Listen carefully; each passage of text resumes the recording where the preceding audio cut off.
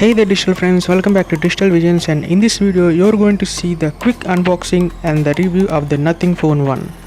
And this is the 8GB RAM and the 256GB storage variant, and I am using this for the past 2 weeks now. So before the review, let's start with the unboxing now.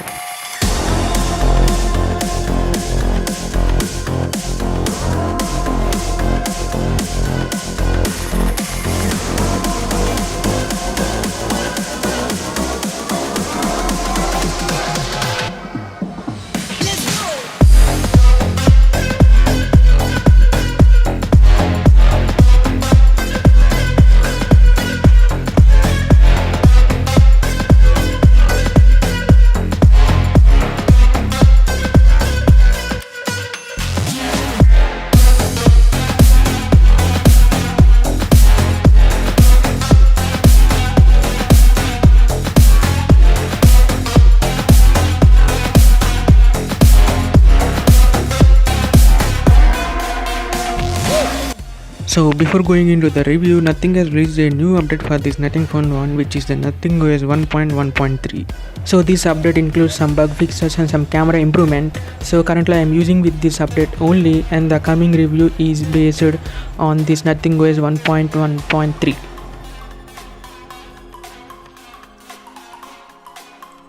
So let's start the review with the design part. So the design is so good, we get the similar feeling of holding an iPhone. The frame here, as you can see, is made up of aluminum with Gorilla Glass 5 front and the back. It's very solid while holding the phone, but case is must, as glass is glass and glass breaks. At the front, if you see closely, the bottom chin is the same size of the borders, which again increases the premium feel for this device. And further, they have used the flexible OLED, which is again costly compared to the other OLED screens. With all this, the price range, it feels very premium. A solid design that we are getting with this price range.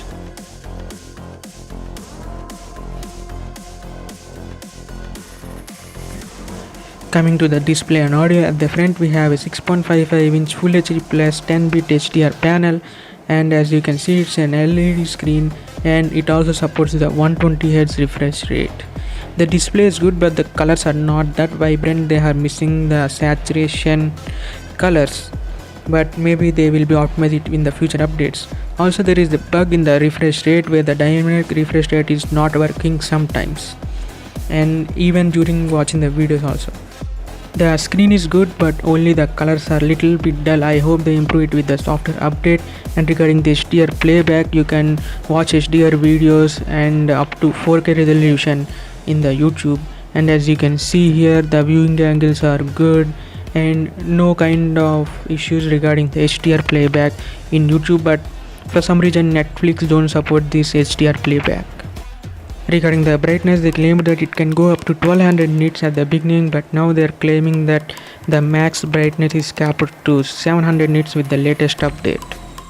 But that 700 nits we can get it in the HDR playback, and in the normal we can get only up to 500 nits of brightness.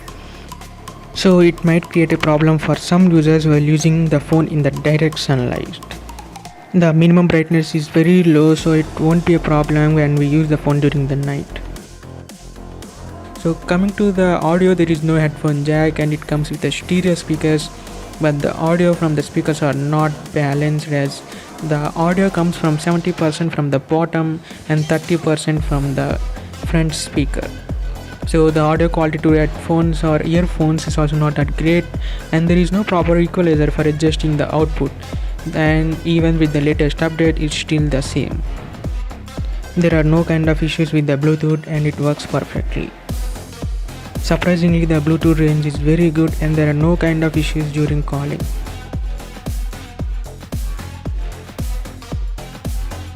Now coming to the glyph interface, as you can see, you can use them for notifications, and also they have given a music visualization option, which we can use it to light up the glyphs according to the music which we play. At the back we will be getting more than 900 plus LEDs. So if you are a person who plays the phone upside down, then these are very useful, but practically for me these are not useful, as I don't place the phone upside down. So I am not going deep into this glyph interface because there are so many videos in YouTube for the same, showing you the ringtones, notification sounds, etc. So there are very useful features with the glyph interface. As you can see here, the first feature is the flip to glyph. As you can see here, it lights up to show that the device went into the silent mode. And there are also some other things like charging indication, wireless charging and reverse charging indication also. Coming to the software, it comes with the Nothing OS 1.1.3 currently, which is very close to the stock Android with very minimal customization. The software is smooth, but as it's the initial software from the company, there are some bugs and they have released 4 updates till now to fix them, which is good. They also promise 3 major updates, which means we will get added 13, 14 and 15, and also 4 years bi-monthly security updates. And as you can see, it's currently running on the July security patch. The software is smooth. We will be getting the monitor dimension like the pixel, always on display, face unlock, which works when there is the perfect lighting, and they have improved with the software update, but still it needs some improvement in the front camera. So then the fingerprint reset is good and fast, but there is no customization for the unlock animation, and there are some features when compared to the Motorola MyUI stock Android software. I shifted from Motorola to the Nothing device now and have used Motorola devices for the past 7 years and really missing some of the useful features that they have implemented in the stock Android. Even RAM usage is more in this device, don't know why, but with the latest update it's now slightly reduced.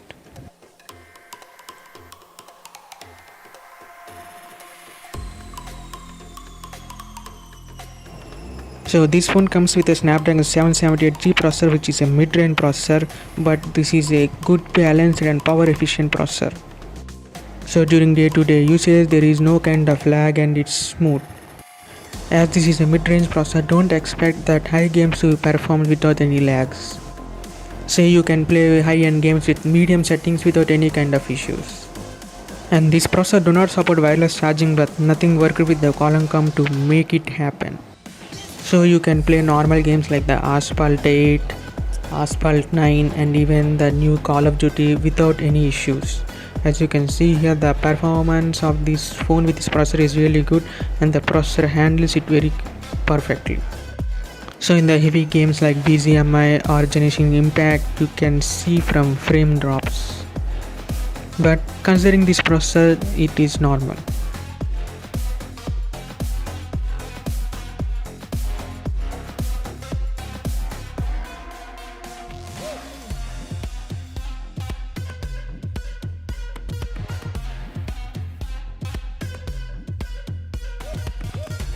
So now coming to the battery is not good with the older updates, but with the newer update the battery seems to be improved. You can easily get a screen on time of about 6 to 7 hours in a moderate usage, and in a heavy usage you might get much lesser than that. With the latest update they have added this Google Adaptive Battery, which uses AI to learn the battery patterns and to give the best battery. So it will take 70 minutes to fully charge the device. Wireless charging works, but the device warms up a little bit while charging. You can charge with the 33 watt charger, and with the wireless charger you can charge up till 15 watt only, and you can also reverse charge the devices if you have any kind of wireless earphones, etc. So wireless charging is good, but it increases the cost of the phone.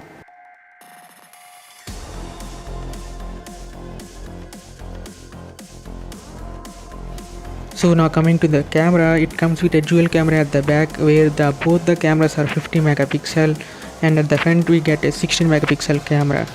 As you can see here, the camera view is not that attractive. It is like just a basic camera app. As you can see here, they have the basic features only, like photo, video, slow motion, macro.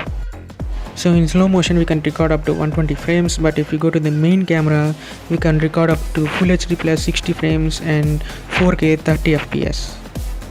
There is no 4K 60 fps option, but we can record HDR video in Full HD.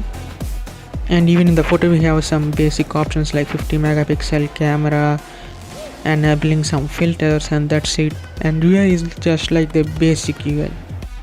The secondary camera is the ultra wide camera, and we can also use it to take the macro shots. The main camera is the Sony sensor, and I can say that the Sony sensor is really good. We are getting detailed pictures with more vibrant colors. But the wide angle camera and the front cam are average. So let me show you some sample shot taken with this Nothing Phone 1. So as you can see, this is the shot taken with the main camera, and as you can see, the details are pretty good, and even the colors reproduced are also good. So this is at the outdoor during the daytime, and as you can see, the colors are very vibrant. So let me compare it with the second camera. Also, as you can see, this is with the main camera and this is with the ultra wide. So the ultra wide lacks the sharpness and also the colors are dull. So coming to the next picture, this is the 2x shot, and then going further, this is the 5x shot, and after that this is the 10x shot. Again, this is with the main camera, and after that this is with the ultra wide camera. So this is in the indoor with the artificial lighting, and here also it performs really well. And as you can see, this is the comparison with the normal 12 megapixel camera and the 50 megapixel camera. So the 50 megapixel in the main camera is really good, and this is the macro camera with the ultra wide lens, and this is not good. The ultra wide lens really needs some optimization to increase the sharpness and reduce the noise. We can also use the clip lighting to record during the video and during the photo modes, and as you can see, there is a red light indicator when you are recording the video. So let me show you some sample shots taken with the Nothing Phone 1. So this is the 4K video, and the main lens comes with the optical image stabilization. So as you can see, there is no kind of shakiness in the video. So the video is good, the colors are bright as you can see here, and optical image stabilization works perfectly. In 4K we can record only up to 30 frames per second, but the video quality in the 4K is really good.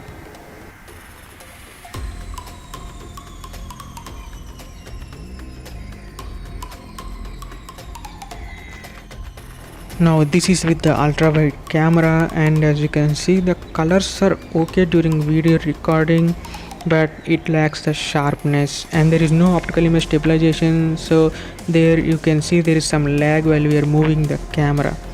So the background audio is recorded with the internal microphone of the device.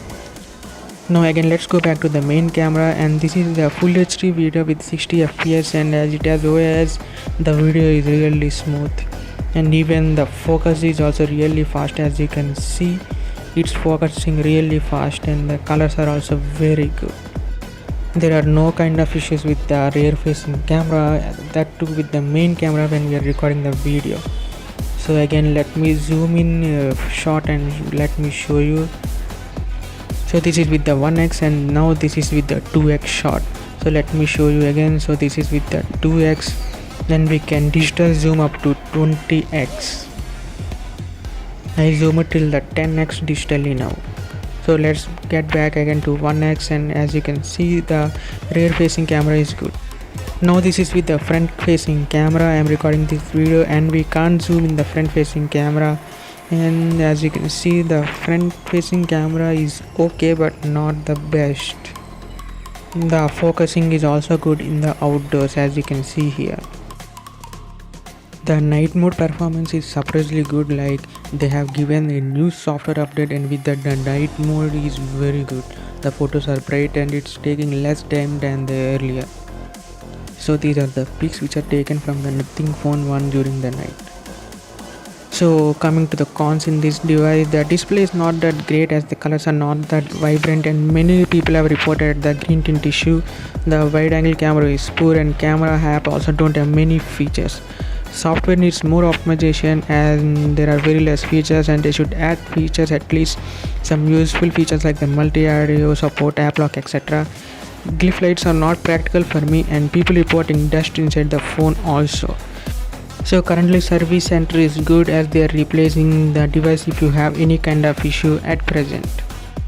So if you want me to make an in-depth camera review or regarding any kind of features present in mobile, comment down below and I will do it for you. So this is not an in-depth review, so I didn't cover much, and if you want any kind of detailed information regarding the phone, comment down below and I will answer that. So considering the current price, and they have increased it 1000 rupees more, I don't think it's a good time to buy this device, and I suggest if you getting this phone at 30,000, which is the base variant, then you can go for it. The phone is good and they have also really used the very good hardware, but the price at present is not good, and I suggest you to wait for the price drop. So that's all for the video guys. Thank you for watching this video and subscribe.